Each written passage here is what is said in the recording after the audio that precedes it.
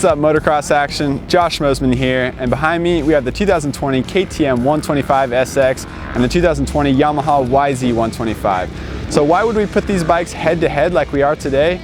Well, we get a lot of questions online asking what's the best bike for vet riders, what's the best bike for kids coming up out of the amateur ranks, and what's the best bike just to have the most fun on at your local track? Well, today we're here to answer those questions and putting these two bikes head to head. So stay tuned to the rest of this video to see our impressions on these bikes and why we like the Yamaha and also why we like the KTM.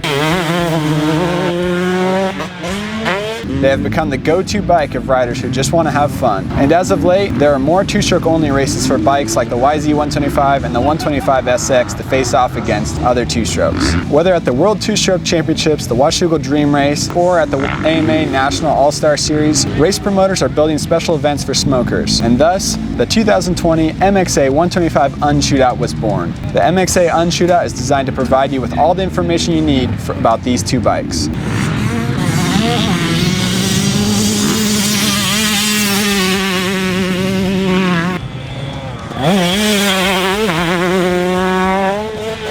So what do they cost? Without tacked on shipping charges and the ridiculous setup fees, the 2020 Yamaha YZ125's MSRP, $6,599. That's $100 more than the 2019 YZ125. Not surprisingly, the retail price of the 2020 KTM 125SX also jumped up $100 from its 2019 price of $7,199 to the price of $7,299.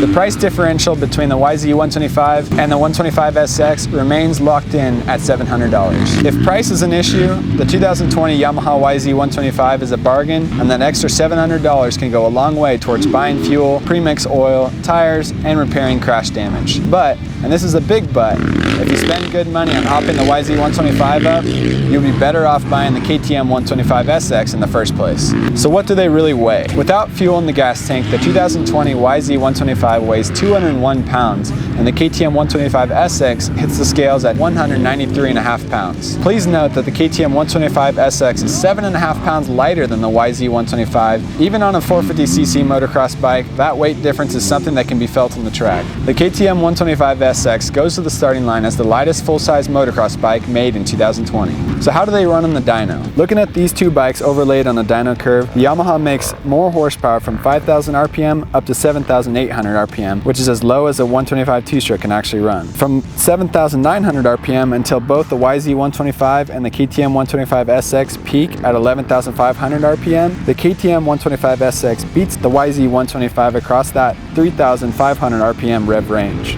At peak, the KTM produces 37.5 horsepower, while the YZ125 makes 34.84. That is a 2.66 horsepower difference in the favor of the KTM. Which one makes the most torque? The 125SX grinds out 17.69 pound-foot of torque to the YZ125's 16.29 pound-foot of torque. What isn't always obvious is the YZ125 makes more torque below 8,000 RPM and the KTM 125SX above 8,000 RPM.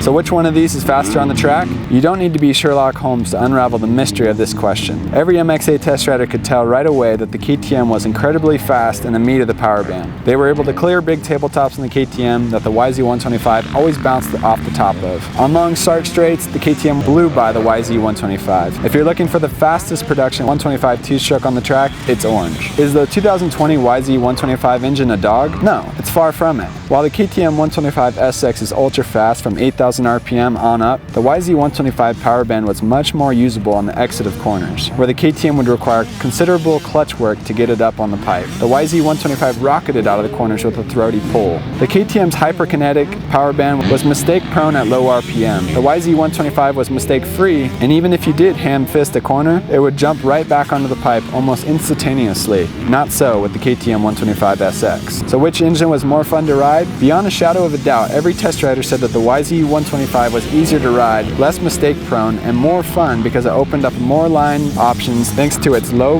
to mid power delivery. So which bike has the best suspension? The Kayaba SSS forks worked best for the target audience of a 125 two-stroke, which Yamaha feels is teenagers in the 130 to 150 pound range. And it was workable with compression and rebound adjustments by up and down the weight range. All of our heavier test riders preferred the 48mm WP exact forks as they could adjust the air pressure to their needs. As far as the shocks went, the test riders felt that both the Kayaba and WP shocks were equal in overall performance, but again, it was weight dependent. Which bike handles best? We marvel that the 14-year-old chassis of the YZ125 still handles like a contemporary machine. It still has a few quirks left over from its 2005 birthright, but it's a workmanlike chassis that corners well, is stable at speed, and feels balanced. Although there is nothing to brag about either, even with its advanced age, it is better than many of the frames released in the 2020 model year. It is not, however, better than the 2020 KTM 125SX chassis. KTM's chromoly steel frame has more resilience, responds better with an organic feel, turns in nice, and loves to rail through ruts. There is no chattery feedback from the front end when leaned over. However, most of the KTM's prowess comes from the forefront when it is pushed hard by the rider.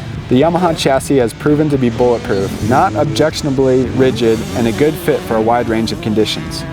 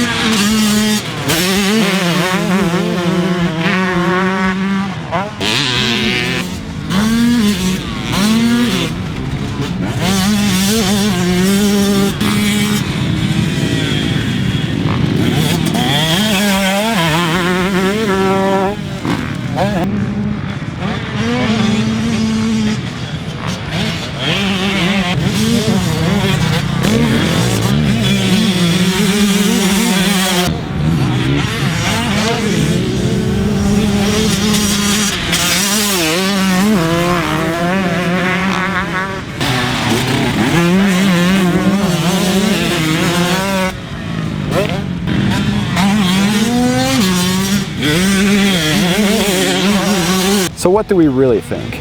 If you're riding 125s for fun and pleasure, ride a YZ125. It offers enough bang for the buck to satisfy anyone looking to have fun on one of the greatest motocross machines ever made. But if you're racing 125s to improve your skills, win races, and not give up an iota of performance to the competition, race a KTM 125SX. It is a better race bike than the YZ125, and any attempt to make the YZ125 as fast or light as the 125SX will end up costing more money than that $700 price difference.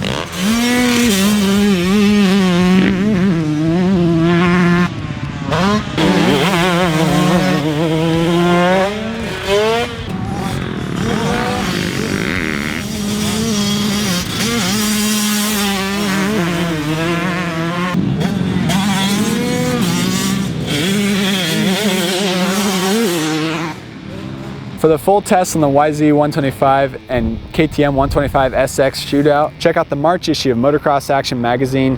And for more news, reviews, and bike tests, check out our website, motocrossactionmag.com. And to stay up to date with our latest Motocross Action videos, click that subscribe button here on YouTube.